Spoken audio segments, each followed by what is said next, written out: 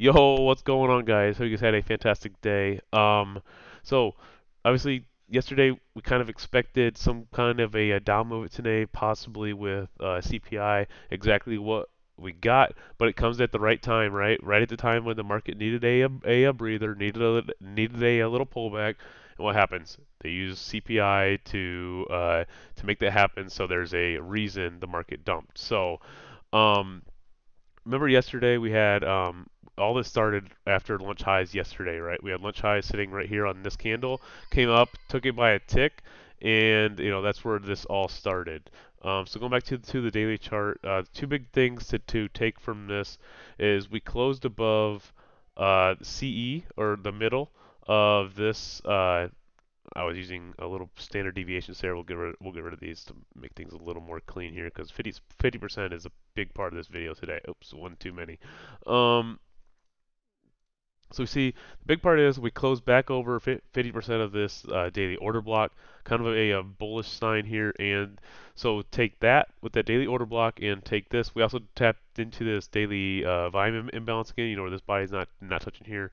We already hit it before, but if we come back and use it as support again, then so be it. The other big thing is 50% here, daily discount. You see, we hit daily discount under 50%, and what happens? We hit these daily lows from February 5th and 6th. These were our targets going into pre-market today.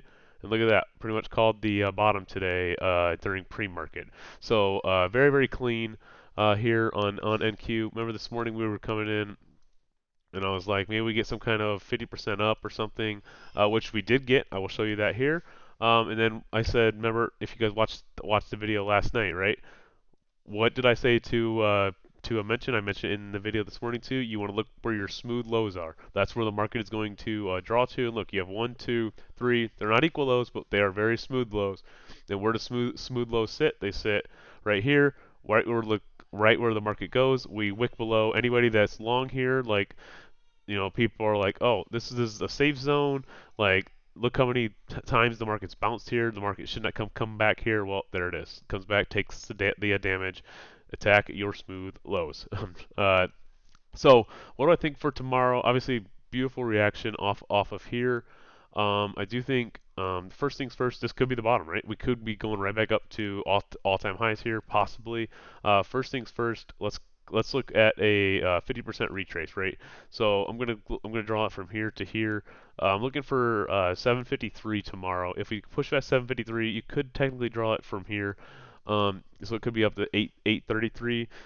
Either way, both line up with this 4-hour FVG, and it'll be above 50% no matter which way you draw it here. So I'm looking for us to dig into this 4-hour FVG up here at 790, and then what happens here and at this one, I think that determines whether this is just a bigger 4-hour sell model down to these 722 lows, or whether if we push through here with force, then we know this was the liquidity the market was after, and we're going right back up to the highs here. So I think this 4-hour we tap into, this should give us a bias what to look for going into tomorrow. So with that, one thing I forgot to mention on the daily, another volume imbalance sitting up here. Yep. Obviously, we left today.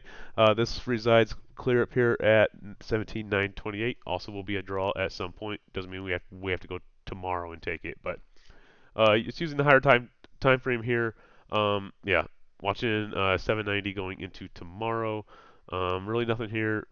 You see this hourly rejected today. So I'm gonna go into since I just covered that, I'm going to kind of what happened today, right? Um, so this morning, what happened? We take one low this morning right here. We take these lows, and there was the 620.29 lows that I mentioned pre-market video as well. You see, we took those, and then we got a little bounce. But you notice what happens here. This is a 15-minute and an hourly FVG. So we got this, and I'm like, I do not want a long in here. We did take a long in here. we trimmed and then we stopped out on the rest of them. The only trade today, just tough long. So it's a 15-minute and an hourly FEG, and we know it's just tough longing into these, especially when we know the higher time frame is showing us bearish signs, and we are we are above 50%, right? We know 50% is it's where the market draws to. Even if we're bearish, we can still be bullish up here. It's why when we clear down here and you get these big candles, people are like rushing to short, saying, "No, we're going straight down." Well, you got to be careful because this stuff happens. Like look from here, from 586 to 728. That's 140 points, just up to 50%, up to 792, so 210 points almost. You can't be riding that kind of drawdown, so you would have got stopped in a losing trade just because you were chasing. But it's better if you're bearish to wait for 50%, and then you look here. So I mentioned this. I was like, watch 50% here because it could be the reason we go back lower. Then I was like, well, maybe we're come back down to 50% of this to this from here to here. Uh, you see, we almost hit it. Well, we hit 50%, and then we got a nice candle up. Turns out this was just another.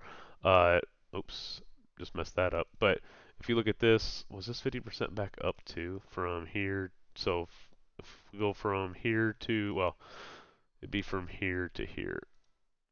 So if you look at that, look at that. So if we break this down on a smaller time frame, so this is where the swing high was. We hit 50% here. Look, we go up 50%.